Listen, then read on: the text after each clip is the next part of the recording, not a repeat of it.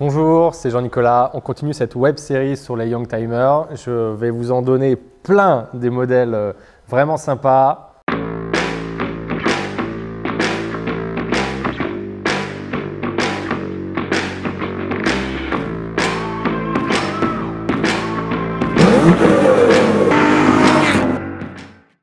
On commence par une voiture que j'ai longtemps cherchée. J'étais à deux doigts d'acheter il y a 3 ans de ça.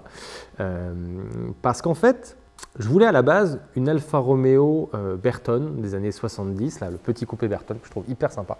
Idéalement en 1750 parce que c'est un peu le moteur mythique. Et si vous connaissez un peu les tableaux de bord, elle a le tableau de bord pour moi le plus beau avec la descente de console en bois de tout en haut jusqu'au levier de vitesse en bas. Mais en fait, c'est trop cher. Ça a vachement monté, on est vite dans les 25-30 000 euros, mine de rien. Et il y a une concurrente, je trouve, qui en offre beaucoup, pas tout à fait autant, mais beaucoup, c'est la Lancia Fulvia Coupé. Alors, on n'est pas vraiment dans les Youngtimers. Là, avant, je prenais surtout des exemples de la fin des Youngtimers. Là, je vais prendre un exemple donc, du début des Youngtimers, hein, parce que la Fulvia, elle est vraiment à la frontière.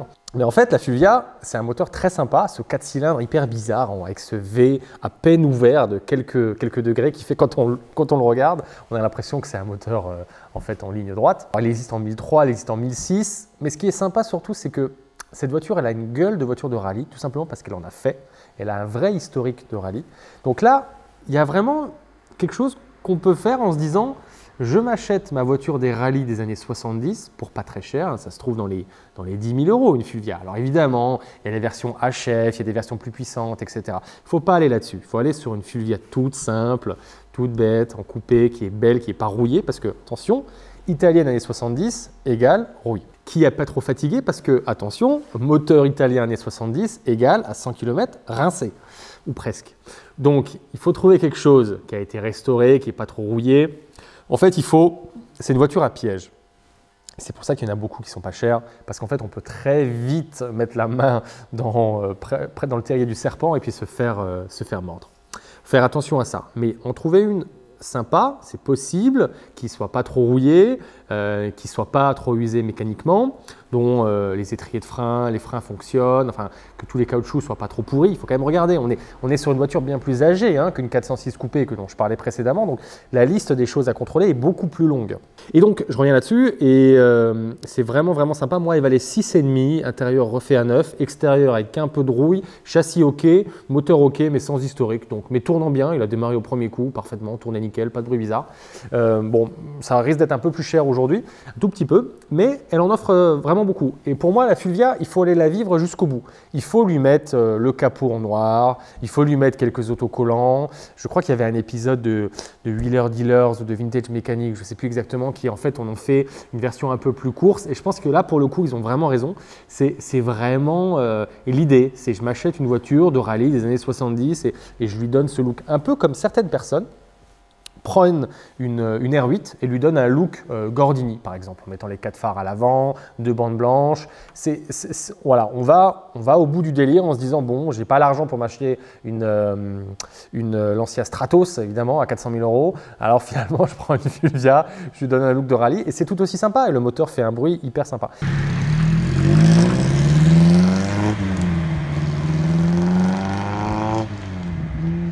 Donc, je termine le propos très simplement en disant que c'est la concurrente de l'Alfa Bertone et on est au tiers du prix. Bon, eh ben, il y a un problème.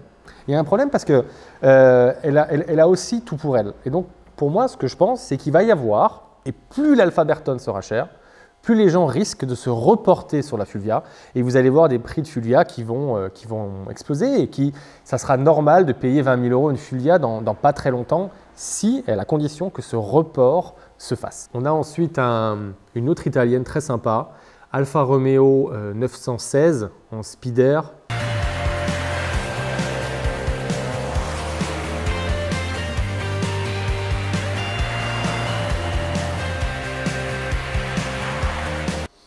Avec le V6, c'est le fameux V6 Busso que tout le monde connaît, qui était déjà dans la GT V6. GT V6, ça peut se discuter. C'est pas mal aussi comme voiture, pour le coup, vraiment au milieu, plein milieu des Youngtimers à collectionner. Il y en a une là-haut sur le pont d'ailleurs. Mais la 916 est beaucoup moins chère. Et en fait, par extension, une Alfa GT en 3,2 litres, pareil, c'est des beaucoup plus petits budgets. On est à peu près la moitié d'un budget d'une GT V6 pour une voiture qui a aussi une ligne très particulière, les deux d'ailleurs. Bon, l'une, la GT est peut-être un peu plus classe que la 916, mais la 916, elle a un arrière bon, discutable, mais elle a une ligne qui vraiment sort de l'ordinaire. Et donc vous cumulez en fait quatre choses hyper sympas avec cette 916. Premièrement, cabriolet, ça veut dire chevaux au vent, l'été et tout le fun qui va avec, beaucoup de plaisir. Et on profite du son du moteur. Le deuxième point, c'est le moteur. Le V6 Busso, une tuerie. À ça, on rajoute le fait que le prix soit faible. On est sous les 8 000 €. Et dernier point, eh ben, c'est une italienne. Et donc avec tout ce qui va avec, toute la magie italienne, du son du moteur, des performances, etc. Donc on a un combo, là je trouve, alors 916, on est sur la fin des Youngtimer, eh ben, on a un combo qui en offre énormément pour son argent. Et peut-être que la GT V6, finalement, alors qu'elle en vaut le double, elle en offre peut-être moins pour son argent, je trouve. Bon, ça se discute. Laissez-le en commentaire, hein. Vous les alphistes, n'hésitez pas à dire si vous trouvez que mon raisonnement tient la route ou pas. Alors, un autre point, chez les Allemands. Bon, j'ai changé un peu d'avis, je ne peux pas faire une série Youngtimer sans parler golf. Je suis obligé. Je dis ça parce que j'ai jamais eu, moi personnellement, de golf. Mais là, il y en a une vraiment où je me pose la question et il y a vraiment quelque chose à faire. C'est absolument évident. C'est tellement évident que j'aurais peut-être dû commencer toute cette web-série par ce modèle-là. Et vous allez tous être d'accord avec moi, les golfistes. Une Golf 3 VR6. Parce qu'en fait, on a quoi dans la Golf 3 VR6? On a, premièrement, point de comparaison. Golf 4 R32 qui vaut déjà cher, Golf 1 et 2 GTI qui vaut cher. Et on a cette 3 VR6 qui est au milieu des deux et qui finalement vaut rien. Enfin, je ne sais pas, mais je pense que, je n'ai pas regardé exactement les cotes, mais je pense qu'on doit être dans les 5 000 €. Ça doit commencer dans les 5 000 à peu près. Pour une qui n'est pas trop pourrie, attention, hein, il y a des vrais risques de rouille. Hein, il faut vraiment, là pour le coup, attention. Hein, il faut bien la regarder en détail. Mais on a le fameux moteur VR6. On a une Golf qui est dans la lignée des GTI, je viens de le dire, encadrée par une R32 et des autres GTI. Elle a tout pour elle, mais vraiment tout. Et il suffit que le marché, lentement mais sûrement, se reporte des premières Golf devenues trop chères vers cette VR6, vous allez voir qu'elle va exploser.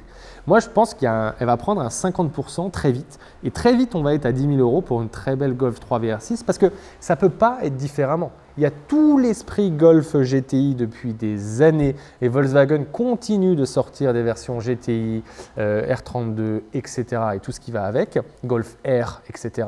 Eh bien, elle est dans la lignée, c'est juste pour l'instant, et je dis bien pour l'instant, la mal-aimée de toute cette lignée.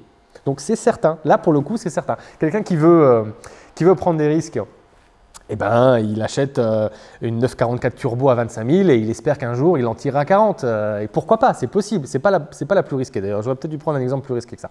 Mais quelqu'un qui veut prendre zéro risque, eh ben, il prend une 3 VR6, c'est évident.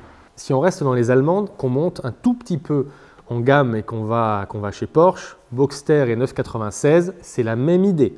C'est-à-dire que on est sur des modèles qui sont au milieu de quelque chose, on ne sait pas trop, qui sont mal aimés pour plein de petites raisons, on ne sait pas trop, même si on les sait vraiment, c'est-à-dire que c'est l'avant et que c'est le roulement IMS. D'accord. Mais en réalité, on a des cotes qui ne correspondaient pas à une Porsche. Moi, j'ai vu des Boxster parfaits à 5 000 – 6 000 € en annonce il y a quelques années. Enfin, c'est n'importe quoi. On avait une 996 avec mon père, on a payé ça 13 500 €. Une 996 absolument toute option avec cuir étendu sur le tableau de bord et tout ce qui était possible et imaginable à l'intérieur, vraiment en termes d'options. C'était la 3 litres 4 phase 1 toute simple. Il se trouve que elle était de 99 et que le roulement IMS n'était même pas touché encore sur cette version-là. Alors allez regarder sur le net, elles ne sont pas toutes touchées par ce roulement IMS. C'est très simple, je vous donne la formule en une seconde. C'est qu'en fait, il y a deux versions du roulement. Un à double rangée à billes et un à simple rangée à billes. Et il y en a un qui est plus résistant, le premier, que le deuxième. Et donc, suivant l'année auquel vous êtes, eh ben, vous êtes dans le cas du roulement résistant ou pas résistant. Après, il y a toute une polémique derrière, faut-il le changer en préventif ou pas? Je ne vais pas rentrer dans tous ces détails. Et qu'est-ce qu'on a? C'est simple, cette 996, on l'a revendue bien plus cher après, et vous voyez les cotes aujourd'hui de 996. Voilà, c'est complètement revenu à un minimum. Et ça sera très vite 25 et 30. Est-ce que ça ira plus haut? Je ne pense pas, parce qu'après, il y a d'autres choses qui débarquent. Hein. On arrive dans l'univers des 997, il y a les 993 aussi qui arrivent tout doucement au-dessus, là. Donc, non, d'accord. Mais Quand c'était sous les 15 000 euros, c'était n'importe quoi. Et le Boxster, c'est pareil. Sous les 10 000, c'est n'importe quoi. Et il y en a encore qui restent des phases 1, c'est trouvable sous les 10 000 euros. Et je ne parle pas des conduites à droite, je ne parle pas des dégueulasses qui ont eu un dégât des eaux ou je sais quel truc horrible.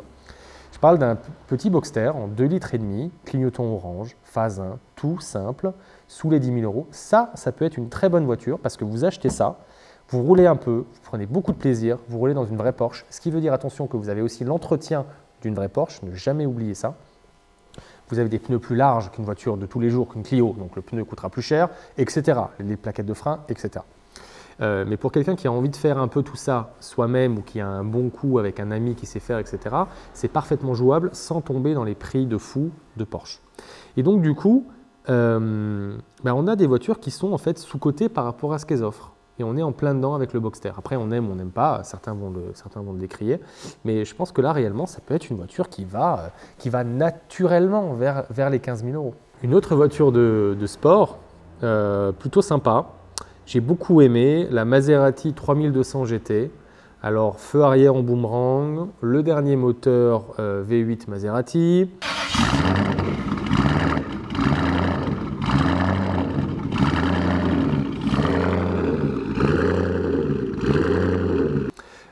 On a quand même 370 chevaux, c'est un biturbo, c'est extrêmement violent à conduire. Le problème, c'est que l'entretien est extrêmement violent. C'est pour ça que ça a été longtemps une voiture à 15 000 euros, ce qui en fait est hallucinant. On parle d'une Maserati avec un V6 biturbo, avec 370 chevaux, enfin 0 à 100, 5 secondes 4 je crois. Enfin voilà, ce n'est pas une voiture à 15 000 euros, ça ne peut pas l'être. En plus, elle est hyper jolie. Mais en fait, il faut faire un peu gaffe parce que l'entretien est assez violent. Si vous la prenez avec la boîte auto, bon ben voilà, c'est déjà, vous avez perdu une part du mythe. Toutes les annonces volant à droite, on oublie comme d'habitude. Donc bon, il faut être prêt à assumer l'entretien. Attention. Mais on voit des prix. D'ailleurs, c'est terminé, 15 000 euros. Maintenant, je pense que la nouvelle vraie barrière est à 20 pour un véhicule qui n'est pas trop pas clair, disons, parce qu'il y en a beaucoup, j'en ai vu beaucoup sur le marché qui sont franchement pas clairs, historique très moyen, kilométrage, on ne sait pas trop, s'il y a marqué 80 000 ou 180 000 sur le compteur, c'est pas clair. Faire gaffe à ça. Je ne l'ai pas dit d'ailleurs sur les allemandes, attention, mais il y a quand même pas mal d'allemandes avec des cuirs tellement de bonne qualité qu'en fait à 100 000 km près, on ne voit pas la différence sur le siège. Je caricature un peu, mais on n'est pas loin de la vérité. Sur les italiennes, en général, ça n'arrive jamais. Les cuirs sont beaucoup plus fragiles. Donc, les 100 000 bornes de différence, vous verrez tout de suite l'assise du cuir sur la gauche quand vous entrez dans la voiture qui est explosée ou pas. Mais bon, il n'empêche que 20 000 euros pour une italienne avec un moteur comme ça, un design hyper joli, c'est une pièce de choix, à condition de pouvoir l'entretenir derrière. Et si on reste un peu dans les DS de l'automobile, sans mauvais jeu de mots, eh bien évidemment, je vais terminer par une autre reine, BMW série 8. The Great 8, the BMW flagship of the 90s. At that time, an innovator of exceptional design. Pourquoi? Parce que c'est la grande classe. Bon, il y a deux moteurs, il y a le V8, 286 chevaux, il y a l'énorme V12. Voilà, 840, 850i, c'est les deux modèles de base. C'est une voiture qui a été boudée quand elle était neuve parce qu'elle valait beaucoup trop cher. Et d'ailleurs, c'est une voiture qui est très chère à entretenir parce que c'est BM, parce que c'est la grande, pas berline, mais coupé de luxe. C'est lourd, donc forcément, vous avez des trains roulants qui encaissent plus. Quand vous avez un V12 ou un V8 à entretenir, ça représente de l'argent. Donc attention, n'y allez pas en mode, voilà, je l'ai trouvé à 10 000 balles, je l'achète, je me pose zéro question et puis tout ira très bien. Non, parce que la moindre pompe à eau, le moindre truc vaudra une fortune, évidemment. Mais il n'empêche qu'il y a eu un phénomène récent sur, comme toujours, la meilleure des meilleures, donc la 850 CSI, qui est en fait un peu la M8 qui ne dit pas son nom, où on est de mémoire à 372 chevaux pour un V12 5,6 litres. Et en fait, il y en a une avec peu de kilomètres qui s'est vendue sur le net, tenez-vous bien, 147 000 $. C'était des caisses qui étaient trouvables à 20-30 000. Et je les ai vues longtemps exposées dans des beaux salons de voitures de collection à 20-30 000. Et là, il y a eu une explosion. Est-ce qu'elles valent toutes ça? Non. J'ai vu les photos de cette voiture, elle était absolument neuve, absolument parfaite. Il n'empêche que ça montre bien la tendance. C'est-à-dire que vous prenez la meilleure des BM dans un segment de niche, je veux dire la série 8 c'est quand même une sacrée niche, tout le monde ne roule pas en série 8 tous les jours, hein, évidemment. Et bien évidemment ça explose, parce que d'un coup elle devient collector, elle devient spéciale, elle devient mythique, emblématique de la marque, et vous avez des personnes très très riches qui viennent mettre beaucoup d'argent dedans, et si ce phénomène se répète, il y en a une qui a été vendue comme ça. Et si ça se répète plusieurs fois, ben je peux vous garantir que la nouvelle cote officielle de la 850 CSI dépassera le 100 000 euros. Et que les annonces que vous voyez sur le Bon Coin à 50 000, c'est fini, elles n'existeront plus en fait. C'est-à-dire qu'il va en rester 5, et puis 3, et puis 2, et un jour il n'y en aura plus, elles seront toutes vendues. Et les nouvelles qui vont réapparaître un an après ou 6 mois après, eh ben, elles seront à 120, 120 000 euros, 140 000 euros, etc. On n'y est pas encore. Quelqu'un qui aurait beaucoup d'argent, je lui recommande d'acheter une 850 CSI, d'accord, parce qu'il va pouvoir l'entretenir, parce qu'il va prendre le temps de trouver une très belle, qui est déjà très très belle et qui a le potentiel vraiment d'être un vrai collector. Et en fait, c'est là où ça va être dur sur la série 8 normale, c'est qu'en fait, si vous en achetez une qui est plutôt dans le bas du panier, il faudra vraiment miser beaucoup sur le kilométrage. Parce qu'une voiture qui aura trop de kilométrage ne rentrera jamais dans le phénomène collector. Elle n'est pas assez vieille, cette voiture. Autant une Fulvia, on sait très bien, le compteur il a fait 3 tours, le moteur a été changé 10 fois. Enfin, voilà, l'aspect collector est différent. On va miser la Fulvia, et je reprends parce que c'est l'exemple de la première vidéo, du début de cette vidéo, c'est qu'en fait, c'est d'autres choses qui font que la Fulvia est un collector. La BM, c'est le fait qu'elle ne soit pas au bout de sa vie. Parce qu'évidemment, refaire ce V12, ça vaut beaucoup plus cher que refaire le petit 4 cylindres de la Fulvia. Donc en fin de compte, la série 8, qui a 100 000 bornes, ou 120 000 grand max, et idéalement sous les 100 000, elle a le statut collector. La même série 8 normale, prenons une 840i, qui a 280 000, il est perdu le statut de collector. Et que même si les séries 8 devaient s'envoler en termes de prix, voilà, qu'elles valent toutes, disons 40 000 euros, 50 000 euros, et bien en fait, vous, avec votre série 8 à 300 000 bornes à la maison, vous allez diviser le prix par 2 lorsque vous allez la mettre en vente, parce que personne n'acceptera de payer autant pour une caisse qui est à la fin de sa vie. Donc c'est pour ça, autant il y a des voitures où le kilométrage, on s'en fout complètement, c'est évident, et d'autres, pas du tout. Et là, c'est typiquement un exemple comme ça. J'espère que vous avez aimé cette web series. Bon, c'est, je crois, une des premières fois hein, que c'est fait comme ça sur Internet, sur YouTube. C'est une première. Je ne sais pas si c'est un record du monde, j'en sais rien. Mais en tout cas, ce qui est sûr, c'est que avec vous, là, j'ai partagé pendant, je ne sais pas, on doit être à plus d'1 heure facilement, une vraie web mini-série sur les Youngtimer. Je n'ai pas pu citer tous les modèles. J'en ai mis un maximum et j'ai surtout mis les voitures qui, pour moi, vraiment avaient une chance d'un point de vue un peu spéculatif, disons. Mais vraiment, et j'insiste, et je l'ai dit plein de fois dans ces vidéos, ce qui compte, c'est de prendre du plaisir. Et que vous rouliez en BX ou que vous rouliez en Ferrari 308, c'est pareil, dans le sens où, tant que vous prenez du plaisir au volant, eh ben, tout se passera très bien. C'est ça qui compte, et pour moi, avant tout, c'est ça, le phénomène Youngtimer. C'est comme ça que j'avais commencé cette web series. C'est on prend du plaisir avec une voiture qui donne des sensations. Abonnez-vous, pouce bleu, réseaux sociaux, envoyez-moi des mails, envoyez-moi aussi vos emails si vous voulez plus d'infos exclusives sur la formation qui va sortir bientôt. Et puis on reste en contact. Moi j'ai qu'un seul et unique but, c'est que vous soyez prêts à acheter la voiture de vos rêves et qu'ensemble on se fasse un road trip de malade. J'ai été littéralement submergé d'emails, j'en ai même eu certains d'entre vous au téléphone, que du bonheur. Par contre, parfois, ça partait un peu en live. Du coup, je me suis dit, je vais écrire un e-book pour vous, avec tous les conseils de base, tous les points essentiels pour acheter la voiture de ses rêves à moindre coût, qui est le but de cette chaîne. Vous avez le lien cliquable ici, le lien en description dans la vidéo. C'est offert, c'est gratuit et c'est vraiment pour vous avec toute la base. Vous verrez, ça commence par un petit quiz pour mieux vous aiguiller. Aussi big up à Ali Toulouse qui a déjà acheté sa Clio RS et aussi à Jean-Marie qui se chauffe pour une Testarossa. Merci à vous, on reste ensemble.